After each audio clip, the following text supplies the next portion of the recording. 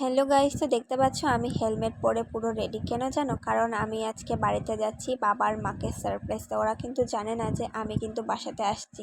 কারণ আমি আগেই বলে দিই, কারণ তোমরা তো কেউ জানো না, আমি তো তোমাদেরকে বলিনি। অ্যাকচুয়ালি আমি শিলচরে থাকি, তো আমার বাসা অ্যাকচুয়ালি রামকৃষ্ণনগর। তো বাবার মাকে সারপ্রাইজ দেওয়ার জন্য যাচ্ছে। ওদেরকে বলেছি না আমি এখন আসবো না, তো ওরা জানে আমি আসছি না। আর এই দেখে দেখো আমি কিন্তু গাড়িতে উঠে পড়েছি। তারপরে তো এখানে না একটা মেয়ে আমার আগে বসে, ওর চুলটা আমার বারবার আমার মুখের মধ্যে ঢুকছিল আর আমার এত মাথা গরম হচ্ছিল। এইদিকের বাচ্চাটা কিন্তু খুব কিউট ছিল।